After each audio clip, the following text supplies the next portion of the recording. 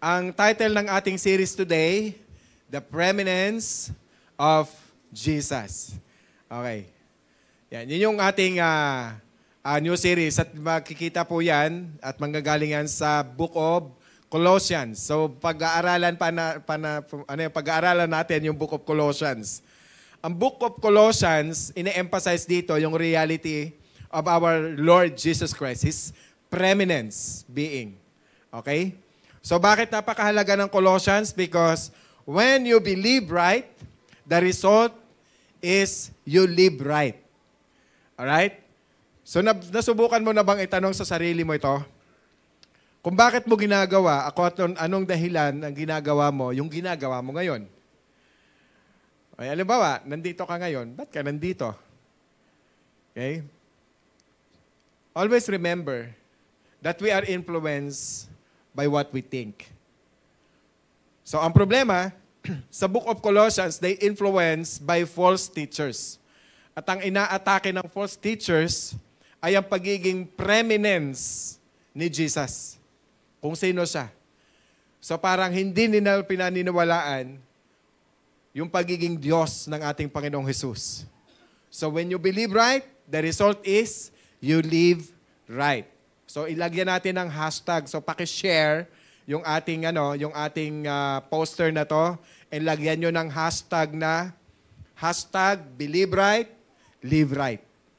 Okay? Yan, lagyan nyo po yan sa mga nandyan sa mga nag-share. By the way, visit our our Facebook page, yung church natin. So i-share natin even yung mga short video clips, even the word na nandoon. So, i-share natin. Sa mga nanonood sa atin online, may God bless you. Binabati namin kayo. And sa mga nanonood online, share our word. Yung ating service. So, tingnan natin yung topic na pag-aaralan natin mula ngayon at sa mga susunod na linggo. Okay? So, again, the topic of our series. Ito yung pinaka-mother title ng ating series. The Preeminence of Jesus, #believe right, live right. Okay? So, ang pinaka-focus ito, believe right, from chapter 1 to chapter 2. And live right from chapter 3 to chapter 4. So, yun yung pinaka-focus niya. So, ang tinatalakay natin dito is para i-deal doon sa unang chapter, yung chapter 1 to chapter 2, is para i-deal yung ating belief. At so, chapter 3 to chapter 4, ang ginagawa dito is to deal naman yung ating behavior. Okay? So, dalawang bagay dinideal natin dito. Belief and our behavior. So, once na maunawaan natin who Jesus is, so you believe right and you live right. So, the byproduct is you live right. So, today, I didiscuss ko muna is chapter 1, verse 1 to 14. And sa susunod, chapter 1 and verse 15, chapter 2 to 23, verse 23, ito yung mga susunod nating topics about the preeminence of Jesus. At yung chapter 3, verse 1 to chapter 4, verse 6, ito yung practice of believer. Ito yung naman yung conclusion naman. Pagdating sa chapter 4, verse 7 and chapter 4, verse 18. Ganyan sinulat yung outline ng Book of Colossians. Okay? So, nandyan ba yung unang slides nito na susundan nila? So, ito yung outline ng ating series. Ang Book of Colossians ay sinulat po ito sa Rome. Alright? Panahon ng year 60 to 61 AD. Ang unique dito sa book na ito, si Paul kahit kailan, hindi siya nakarating sa Colossus. Okay? So, naririnig niya lang kung ano yung tungkol doon, kung ano yung mga debates and mga pagtatalo doon, yung panggugulo ng mga taong hindi naniniwala kay Jesus. So, basahin po natin yung pinaka-key verse sa Colossians chapter 1, verse 16. Sabay-sabay po nating basahin. Okay? Yan, paki-flash. chapter 1, verse 16. For by Him, all things were created, both in the heavens and in earth, visible and invisible. Whether thrones or dominions or rulers or authorities, all things had been created from Him and for Him. So this is about the preeminence of Jesus. By Him, all things were, what? Ano po? Created, both in the heaven and on earth. So the preeminence of Jesus means, ito yung ibig sabihin ng preeminence, that Christ is above all things. He is God, greater than anyone, no, or nothing in power, in everything or anything in power. All is His glory.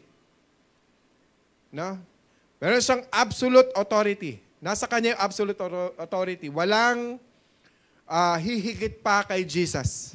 Wala nang mas makapangyarihan pa sa Kanya. When we say preeminence, all authority, final authority rests upon Jesus. Agree? Amen.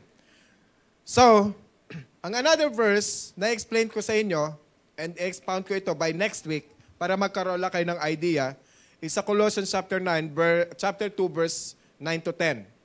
For in Him, all the fullness of deity dwells in bodily form.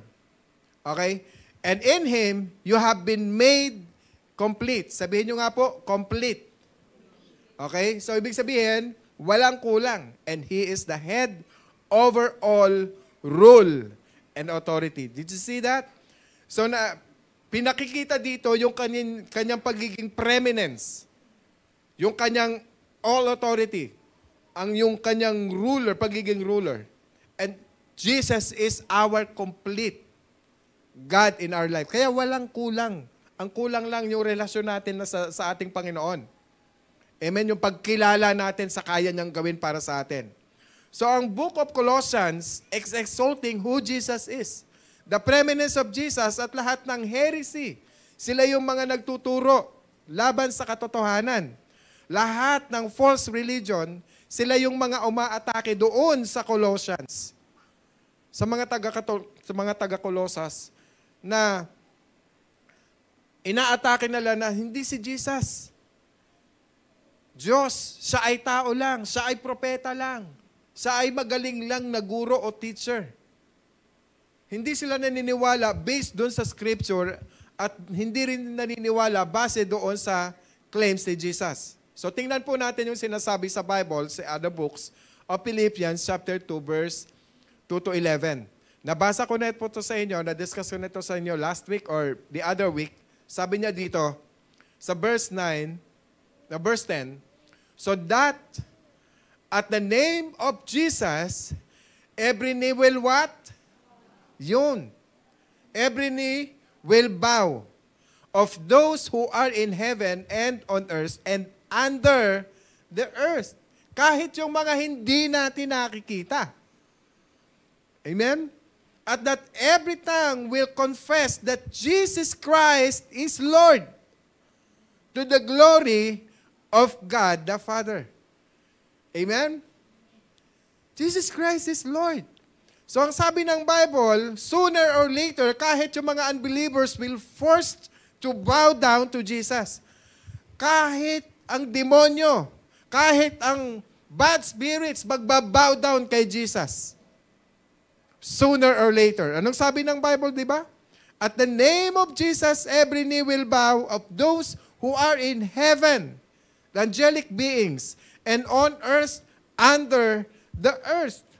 Kahit yung mga spirito na hindi natin nakikita, they will bow down to Jesus.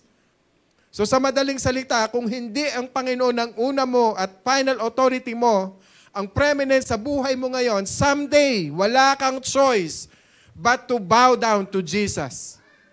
Kaya ang prayer ko, mga kapatid, sana wag muna tayong mamatay bago natin makilala at mapatotohanan ang ating Panginoon, ang ating Diyos. Amen? So ang topic natin, yung pinaka-title ng topic natin today, Is Jesus preeminence in your life? Tanungin nyo nga po yung katabi nyo. Is Jesus preeminence in your life? Tanungin nyo, para kayo magkagalit ayaw nyo mag-usap.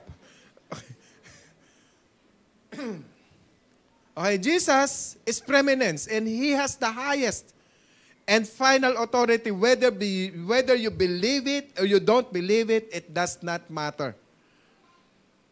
Jesus is the preeminence. Ang tanong ko is this: is Jesus preeminence in your life? Is Jesus preeminence in your life? Amen? Okay? I will give 6 indications base doon sa introduction ng Book of Colossians. So doon sa pag-aaralan natin, hindi ko na nilista dito yon, but kayo na yung maglista. Sana hindi nyo lang sa isip ilista. No? Ayan. Kasi mas maganda nakasulat. Okay? Para malaman natin that Jesus is preeminence. Alright? So let's begin. Colossians chapter 1 verse 1, Paul, an apostle of Jesus Christ, by the will of God, no? By the will of God, and Timothy, our brother. So pansinin niyo po, si Paul, he began explaining to the audience ang kanyang qualification. Anong qualification? Apostle of Jesus Christ. He is an apostle of the Lord Jesus Christ. So sa Book of Acts, sinasabi ng Bible sa atin na ang qualification ng isang apostle is someone who witnessed someday, no? Somebody who has seen the Lord Jesus Christ, His death and His resurrection. So you must be witness of the resurrection of Jesus Christ, and that's the qualification to be an apostle. Doon sa Acts. Alright? So dahil ikaw daw ay magiging witness. So sabihin nyo nga po sa inyong katabi, you are a witness. Okay, witness of whom? Jesus Christ. By the will of God. And Timothy and our brother. So ina-address kanino yung letter na to? Kanino to ina-address? So basahin po natin sa verse 2. Ang sabi, verse 2. Yan. To the saints and faithful brethren in Christ who are at Colossae, grace to you and peace from God our Father. Kanino po ina-address ang letter? Sa saints. Are you a saints? Amen? Are you a saints? So, ina-address ito sa mga saints. So, ang audience dito ng Book of Colossians ay tinatawag na saints. So sabi ng Bible sa atin, this book is addressed to the saints. So ibig sabihin, mga buhay na saints, hindi po patay. Amen? So sa Bible, ang salitang saints, the idea is set apart. Alright? So so now, if you are His follower, you are set apart in this world. Amen? Inihiwalay ka. Itinalaga ka na para sa Panginoon. Okay, pwede palakpakan natin ang ating Panginoon? You are set apart. To the saints and faithful brethren in Christ who are at Colossae. Now, tingnan nyo po, pansinin nyo po yung word. Faithful servant. No? Brethren in Christ who are at Colossae, grace to you and peace. Now, sabi dito, kung manonotice nyo po, Christ and in Colossae. Every Christian, may dalaw pong address ang bawat Kristiyano. Unang ina-address dito sa atin, I'm in Christ. Are you in Christ? Amen? At ang pangalawang ina-address, where am I living in Colossae?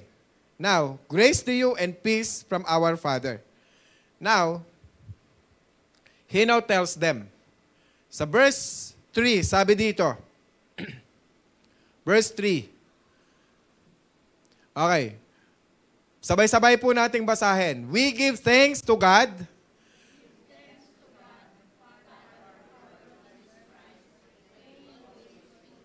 Alright. Anong sinasabi?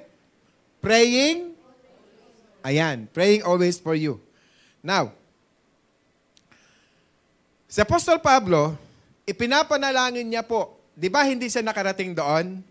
Nababalitaan niya lang kung anong nangyayari sa Colossians. So, hindi po siya nakarating doon, pero ipinapanalangin niya ang mga taong hindi niya nakita, hindi niya nakilala. Alright? But he is praying for them. Bakit? Narito po ang test. So, meron po akong test. Yung 6 na pag-uusapan natin is a test for us. Gusto niyo po ba ng exam? Ayaw niya natin yung exam. But the Lord Jesus Christ, no, ito yung gusto ituro sa atin. Because there is a test sa ating Christianity. Alright? So, narito yung test sa ginagawang preeminence ang ating Panginoong Jesus. Anong test? Sa verse 4. Sabay-sabay po nating basahin. 3, 2, 1, go.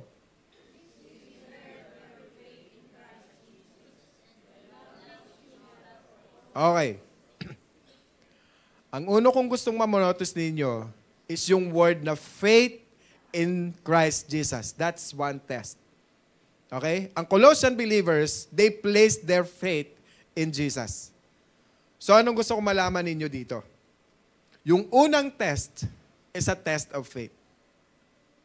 Yung pangalawang test is a test of love. Okay? Test of faith and test of love. Alright. So, sabi dito, simulan po natin sa una. How do you know that Jesus is preeminence in your life? Number 1, if your faith is in Christ Jesus, what does that mean? That your faith is in Christ Jesus. Ano ba yung test of faith? Church, it's all about their faith. Ang faith, hindi po yan feelings. Ang faith is a choice. Sabihin nyo nga po, choice. So kung kukuha ka ng taxi, kung kukuha ka ng Grab, kung kukuha ka ng angkas, so yung faith mo nandoon sa driver na ikaw ay ihahatid sa destination na gusto mong puntahan. Tama po? So yun yung faith. So choice siya. Ine-exercise po natin ang faith every day. Sino kumakain dito sa restaurants? Lahat po tayo kumakain ng restaurants. Amen? Pero, bakit mo kinakain ang pagkain hindi mo nakilala kung sino ang nagluto? Amen po ba? So your faith is nandoon sa restaurant owner, doon sa nagluto, doon sa restaurant. Amen? So you exercise your faith. Kapag sumakay ka ng eroplano, nasaan ang faith mo? Nandun sa piloto na kahit hindi mo siya kilala, hindi mo siya nakausap, pinagtitiwala mo na ikaw ay makakalapag doon sa destination na pupuntahan mo. So faith is a choice. Kasi kung ayaw mo sumakay ng eroplano, hindi ka sasakay. Kasi wala kang faith doon sa piloto. Amen? Agree po ba kayo? Okay. True follower of Jesus, kapag siya ang ginawa mong object of your faith, let me tell you, kapatid, ang isang believer na kilala ang Panginoong Jesus as their preeminence, ang iyong faith ay naka Jesus, wala sa tao. Amen? So kaya the object of your faith is very important. Alright. Now, there is no such a thing as faith in faith. Naunawaan. So hindi mo dapat ilagay ang pananampalataya mo sa faith. So you have to put your faith in the object. And the object of your faith is who? Jesus. Amen po ba? May tanong po ako sa inyo. Anong pinanghahawakan mo upang makapunta ka sa langit? Your faith in Jesus. So maraming tao, they don't understand the faith is choice. O ngayon nyo lang narinig? Amen? Faith is choice. Isang magandang istorya, kwento ng isang young man. Nagpunta ng Canada. Nakita niya yung lake. Yung lake, di ba, nagsa-snow. At hanggang doon sa ilalim, solid. So tumalon siya, pumunta siya doon. Dahil solid yung ilalim ng lake, na puro ice, hindi po siya lumubog. But this guy, nagpunta naman siya ng US. No? Nung pumunta siya ng US, nakakita rin siya ng lake, same doon nakita niya sa Canada. So tumalon siya.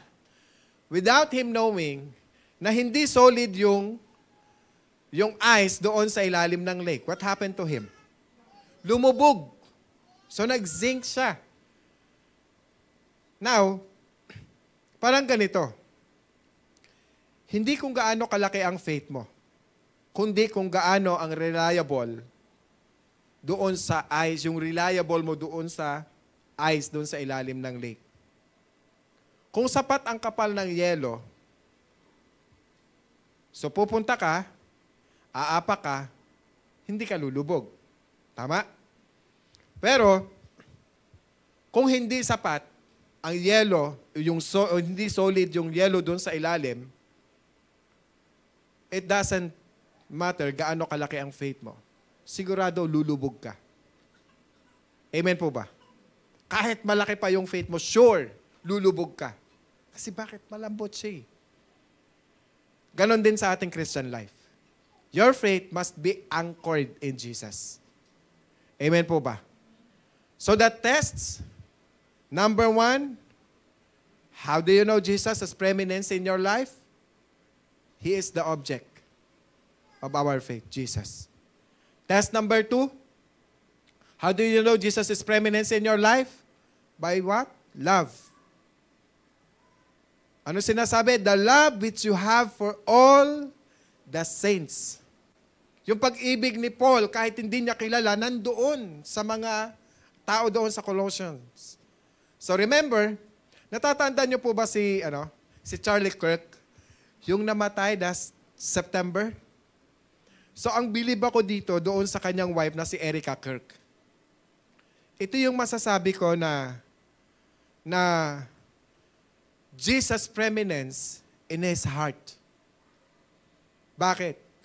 Publicly, she forgave the gunman na pumatay sa kanyang husband.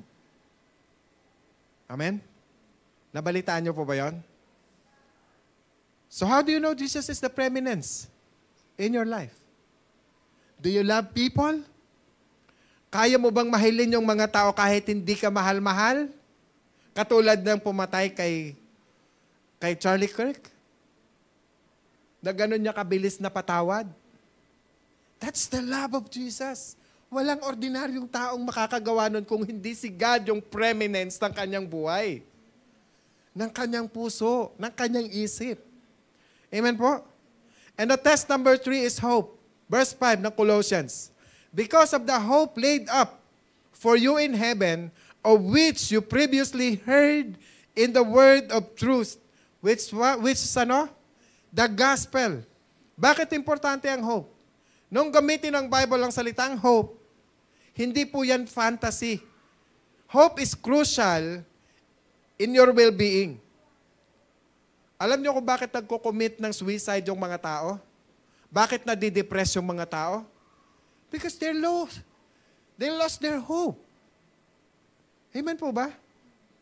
This morning lang, nakita ko sa Sangandaan, sa SM, babae, tumalon. Doon sa ground floor.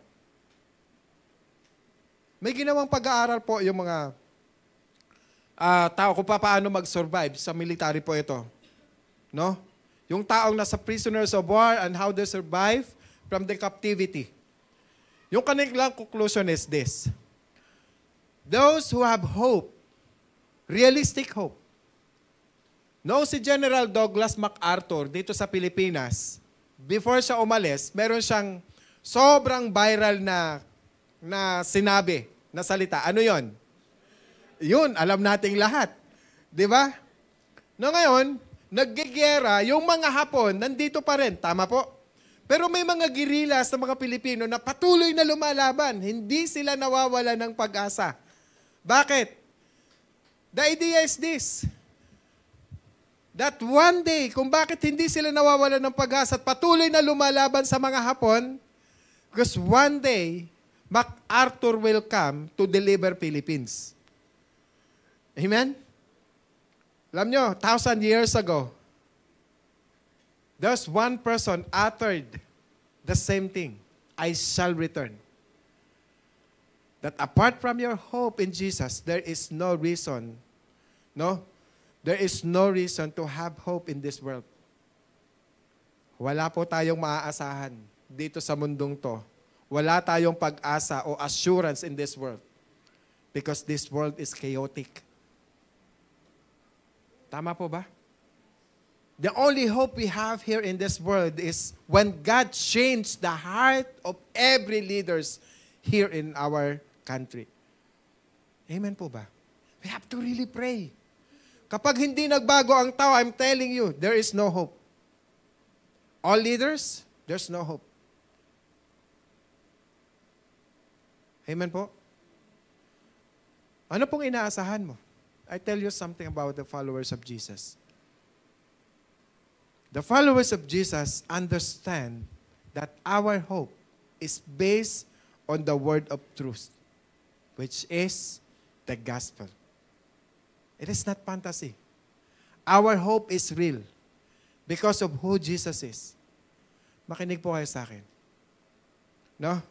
Ang totoo, without Jesus Christ, death and resurrection on the cross, there is no hope. Kaya palakpakan natin ang ating Diyos na buhay. Bakit kailangan magtiis ng mga tao para sa layunin ni Kristo? Bakit hindi na lang gawin nila yung gusto nilang gawin? Ang dahilan? Because of who Jesus is. The preeminence of Jesus makes me place my hope in Him, not in this world. Amen po? In fact, ito yung pangako ng Diyos sa atin. Titus 1 verse 2. In the hope of eternal life, which God, who cannot lie, promised long ages ago. Amen po ba? Kaya purihin natin ang ating Panginoon. Palakpakan natin yung Diyos na nangako sa atin. His eternal... Come on, church. Let's give Him praise. Okay? I really believe in His amazing promise long time ago. Dahil nung namatay ang ating Panginoon, nabuhay siya na maguli. My hope is anchored in Jesus. At ang pag-asa ko ay hindi nakabase sa tao. Amen? Ang bangko mo hindi nakaasa doon sa naglalagay ng laman nito. Hindi sa pangako ng tao. It is the promise of Jesus. Church, hanggang nasa Panginoong Jesus ang ating pag-asa. It is eternal. Walang mabibigo sa atin. Because of our Lord Jesus, our hope is eternal. Amen po. Alright? So, test number 1 is ano? Test of faith. Test number 2? Test of love. Number 3? Test of hope. And number 4? Fruit bearing. Test of fruit bearing. How do you know that Jesus is preeminence in your life? In verse 6, which has come to you, just as in all the world, also it is constantly bearing fruit and increasing, even as it has been doing in you also since the day you heard of it and understood the grace of God in truth.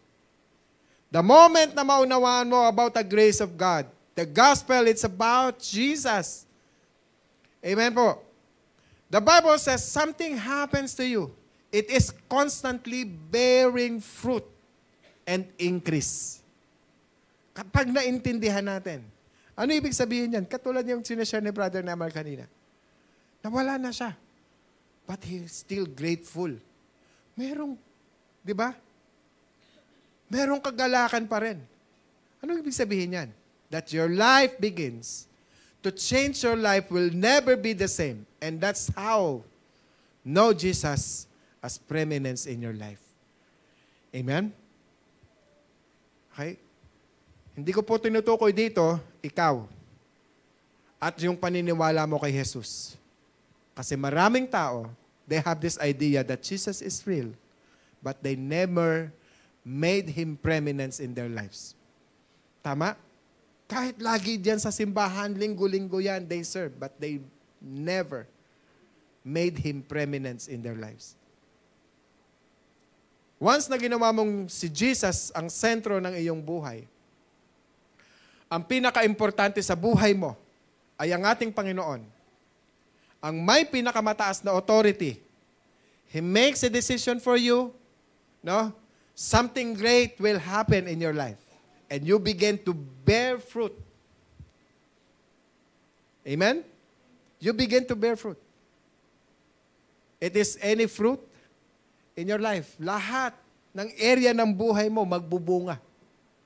Amen po ba? Excited po ba tayo? Parang masyado kayong seryoso ah. Naunawaan niyo po ba yung lesson? There will be transformation.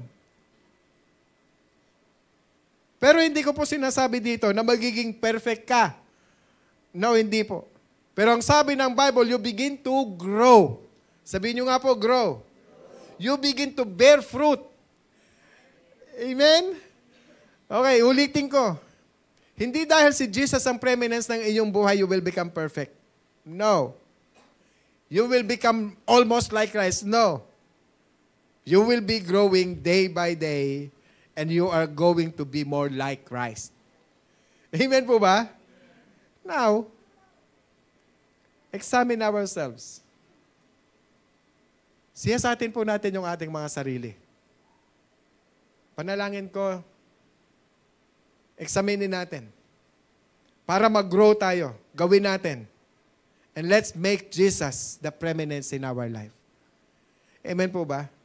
Natuwa ko nung isang araw. Sister Inday, nag-send sa akin ng message. Pastor, paulit-ulit ko itong pinapanood. Sabi niya, gusto ko maging excited na ako na ma-meet si Jesus. To be more like Christ. You know what? By learnings, no, you bear fruit. Hindi magbubunga unless you have Christ in your life. Tama po? And it is intentional. No, fruit is byproduct of life. Tandaan po natin. That ang bunga ng banal na espiritu ay ano? Galatians chapter 5 verse 22 to 23. But the fruit of the Spirit is what? Love. Without love, there is no joy, there's no peace, there's no patience, kindness, goodness, faithfulness, gentleness, and no self-control without love. Everything, lahat ng bunga ng banal na Espiritu is coming from what? Love. The best fruit na makikita natin sa Colossians is what? The fruit of witnessing. Sabihin nyo nga po, fruit of witnessing. That is the number 5 test. Okay? Colossians 1, 7 to 8. Sabi niya, just as you learn it from Epaphras. Si Epaphras, he is the student of Paul. He probably a businessman. He learned it in Ephesus because si Paul, Apostle Paul, nagtayo po siya ng Bible school sa Ephesus. And si Epaphras ay nag-aral doon sa Ephesus. And after na mag-aral, nagpunta po siya sa Colossae. And when he went to Colossae, sabi niya, our love, fellow bond servant. So what are we learned from Epaphras? Nung pumunta siya sa Colossae, he started the church. Pero yung church na sinimula niya doon, nagsimula po yun doon sa small group. Accountability group. Hanggang sa lumaki yung accountability group at naging church. Amen? Accountability group leader. Have you seen yourself that one day your small group will become big church? Walang sumagot. Amen? Have that kind of vision. That's the greatest test ever dito sa topic natin. That's the challenge of our God. Amen? Now, so lumaki yung church. Naging church yung kanya accountability group. Sino nagsimula? Si Epaphras. Epaphras who is a faithful servant of Christ on our behalf. And he also informed us of your love in the Spirit. Sa madaling salita, kung si Jesus ang preeminence ng iyong buhay, magbubunga ng sagana ang iyong buhay sooner or later. Amen? Amen. Once again, palakpakan natin ang ating Diyos na buhay. And lastly, is a test of prayer. Church, what do you pray for? Tingnan po natin ang sinasabi ni Apostle Paul about prayer. Verse 9. For this reason also, since the day we heard of it, we have not ceased to pray for you. Imagine, hindi po niya nakikita itong mga taong to, never niyang na-meet. But Paul, ang sabi niya, have not ceased to pray for you. He never stopped praying for them. Just kapag tinanong kayo, nagdadasal po ba kayo? Of course. Lahat po kayo magsasabing, yes, nagpipray po ako. But for most people, I tell you, ito yung pinapanalangin nyo. Okay lang, sabihin ko yung mga pinapanalangin nyo. Hindi ko po hinuhulaan ha. But the way we pray, Lord, bigyan mo ko ng mataas na sahod. Lord, bigyan mo ko ng maraming customers. Lord, pupunta ako sa ganitong lugar, I pray for you, ingatan mo ako. Lord, saan school mag-aaral yung anak ko? Bigyan mo po ako ng provision. Lord, pagalingin mo ako. Lord, provision, maghahanap ako ng trabaho. Lord, ikaw yung bahala sa akin saan man po ako gusto magtrabaho. Tama o mali? Ganyan po tayo manalangin. O yan yung mga hinihiling natin sa Panginoon. Kapatid, prayer is more than that. Okay? But what do you pray for?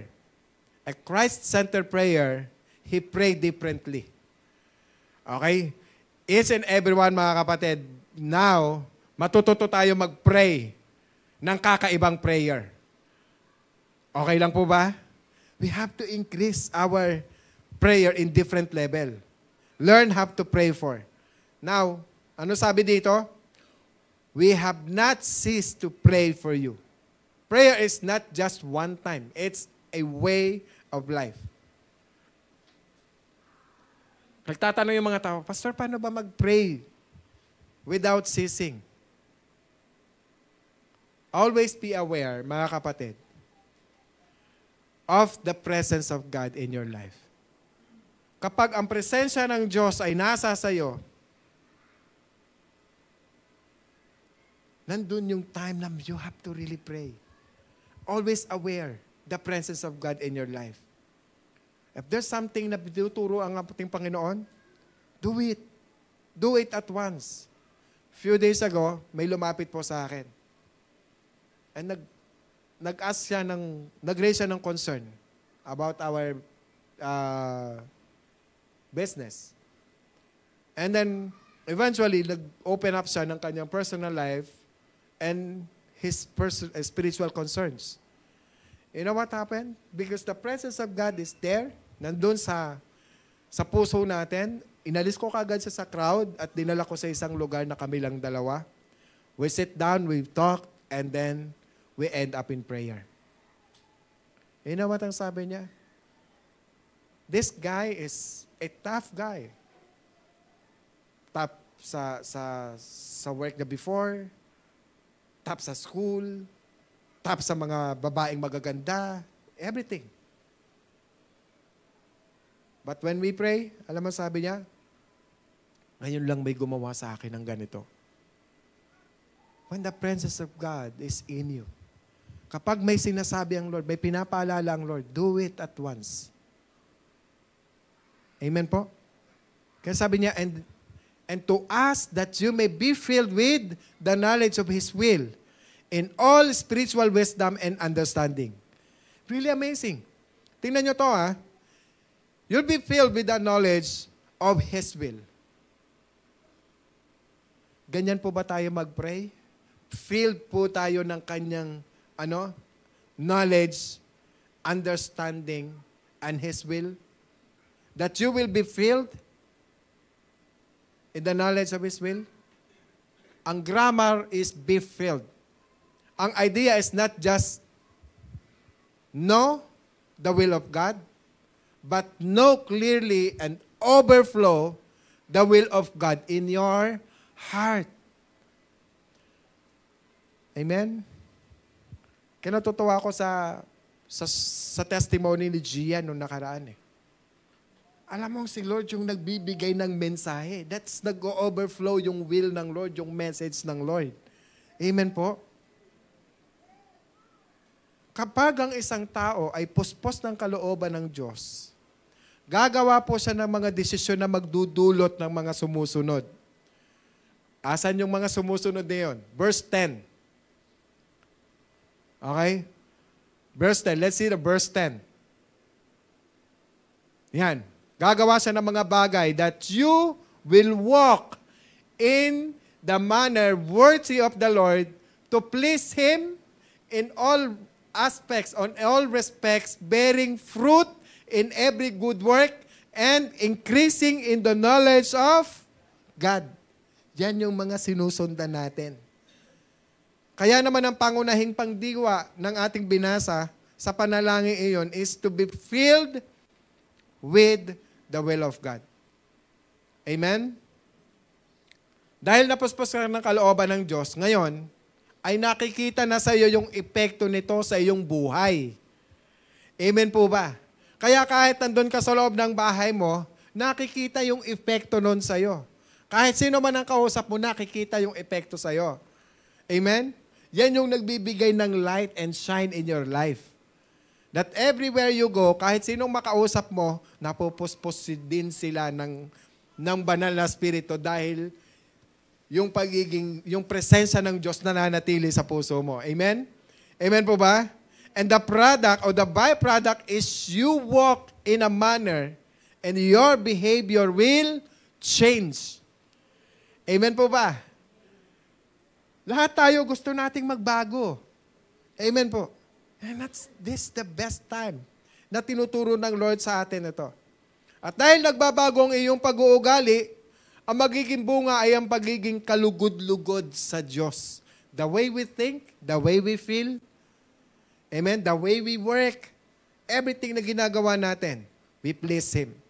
In all respects, bearing fruit in every good work and increasing in the knowledge of God. To be filled in the Holy Spirit or to be filled in the knowledge of the will of God simply means you made a choice. You made a choice. The rule you need to understand is to know the will of God. It simply means, makinig po kayo, sino po ang nagro-rule ng ating buhay? Sino po ang nagdidesisyon para sa ating buhay? Who determines what is right and what is wrong in your life? Baka kahit i-correct ka nung tao, hindi mo tinatanggap. Hindi mo alam na yun na yung padala ng Panginoon para i-correct tayo. Amen? Ang bottom line ng lahat, ang foundation is kung sino ang nagde-determine ng kahulugan ng iyong buhay. And who determines how we make decisions. Many times, we don't know the will of God. So many people asking for prayer. Can you help me? Pray these blessings? Question. Before you pray, ask them, is that the will of God for you? What is your word? Anong sinabi sa iyo ng Panginoon? Pastor, can you pray my husband? Can you pray my wife? Nagsasawa na ako, parang gusto ko na siyang hiwalay. Is that the will of God? Kasal kayo. Kung pareho kayo magkasama, tapos pareho kayong may sabit, so is that the will of God?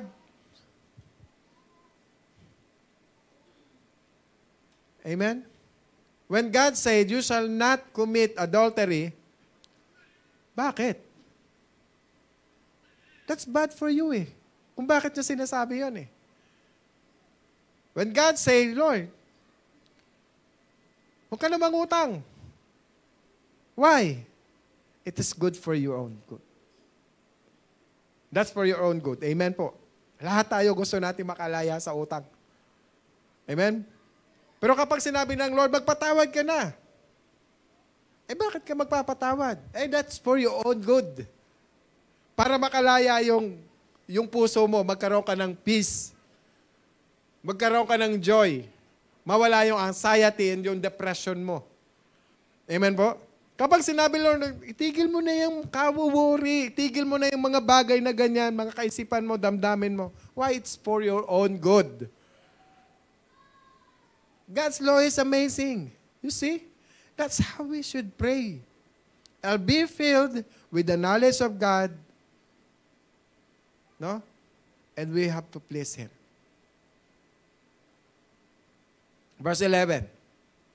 Strengthened with all power according to His glorious might, for the attaining of all steadfastness and patience joyously. Kapag nalaman mo na yung kalooban ng Panginoon and you begin to walk in accordance to His will, and that is the byproduct. Strengthened with all His power. Anong evidence na meron kang power niya? Ano yung evidence? You attaining of steadfastness and patience joyously. Pansinin niyo po, walang kama, walang apostrophe, wala lahat. Joyously. Amen po? Kahit na may problema ka, sandamakmak yung problema mo, you still have joy. Katulad ng testimony kanina. Amen, palakpakan natin ng ating Panginoon. Meron kang patience. Meron kang joy because the strength of the Lord Jesus Christ, that's powerful. Amen? The preeminence of Jesus means you will not only know God's will until you pray for God's power to do His will. Amen po? So in verse 12, giving thanks for the Father who has qualified us to share in the inheritance of the saints in light. Now, preeminence of Jesus is the last test. Okay? The last test is this. Verse 13 to 14. He secured us from the domain of darkness. Eto ha. There is a real darkness. At dadating yan sa buhay natin in any form. Amen? And transferred us to the kingdom of His beloved Son, in whom we have redemption, the forgiveness of sins. Merong 4 na test pa dito sa dulo na to, sa verse na to. Gusto kong makita nyo po ito. 4 na important words. He rescued us. Amen? Number 1, He rescued us. Preeminence of Jesus is the one who saved us. Secured from the domain of darkness because darkness is real. Amen? Pupunta naman ang lumalapit ang tukso sa atin ng maganda ang approach actually. Tama po ba? Kasi hindi na magpapakita ng kapangitan ng demonyo na lahat tayo matatakot. Tama po. Lahat ng natatrap ng enemy, ginamitan ng sweet words, physical and good appearing and attractive. Tama po ba?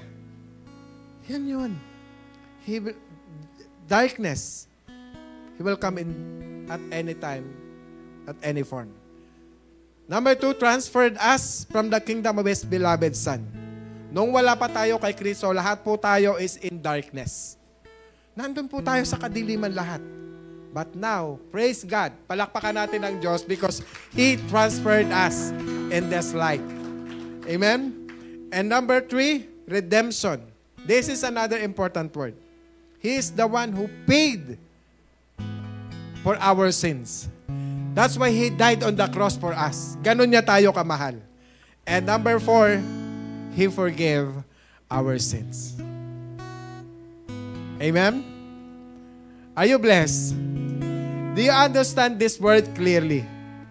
I hope and I pray na lahat tayo may enjoy natin ito. Ulitin ko, for He rescued us from the domain of darkness, from those satanic world. And that's real. He came in many forms. But now, He transferred us to the kingdom of His beloved Son. Our Lord Jesus Christ is real in our heart. Amen. Palakpakan natin muli ang ating Panginoon.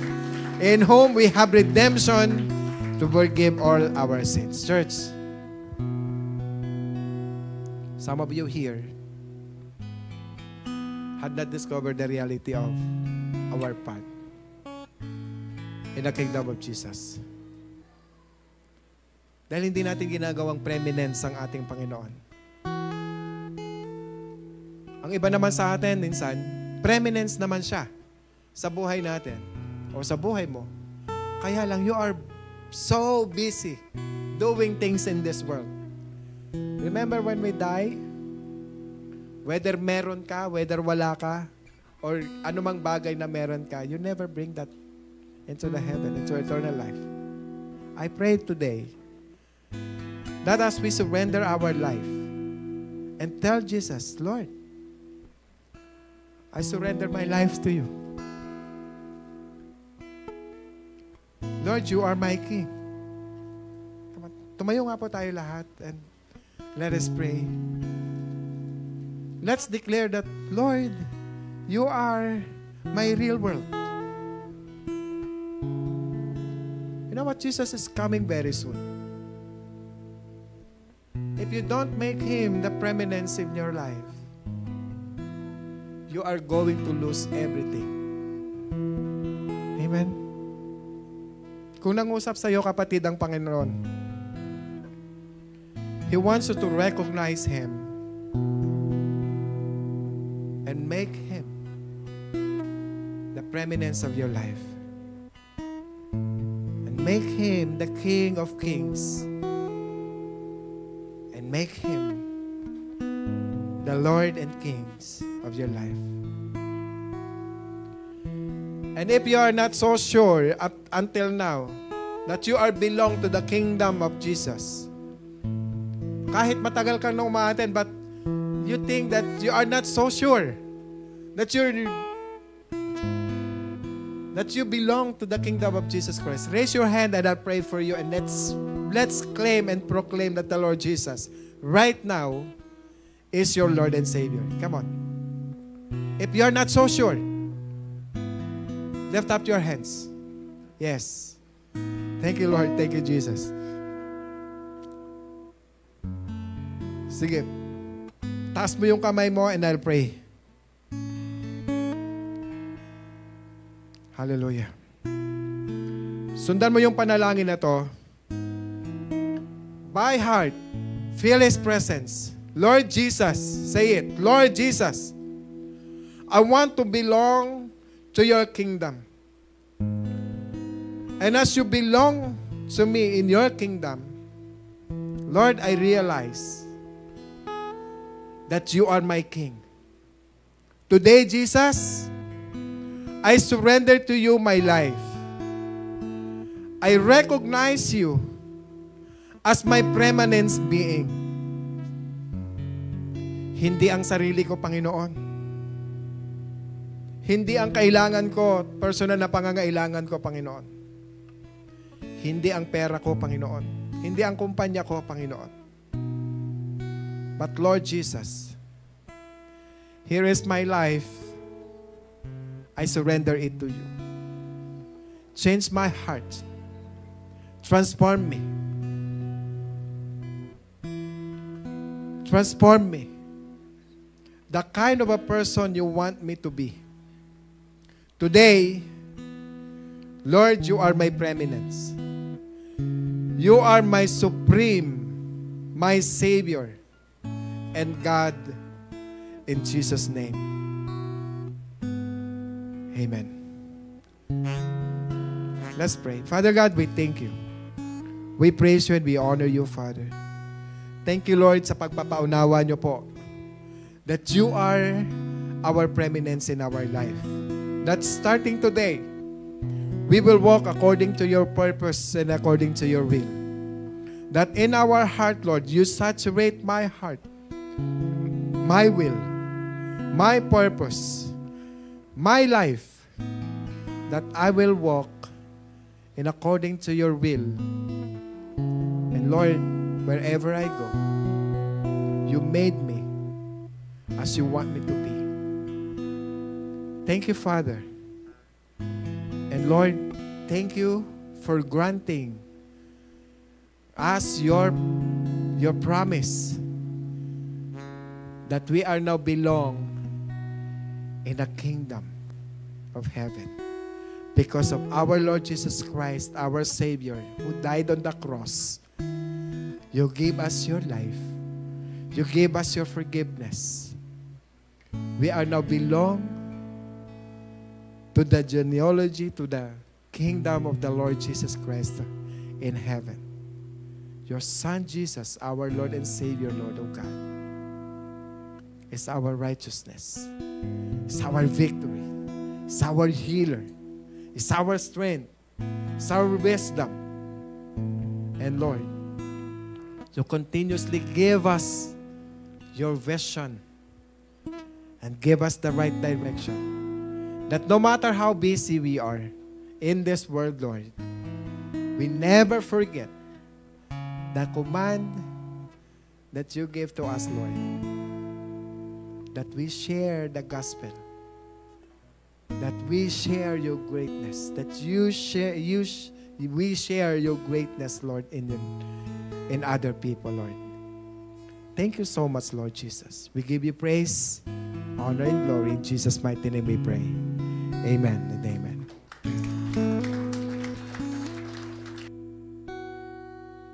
You're invited.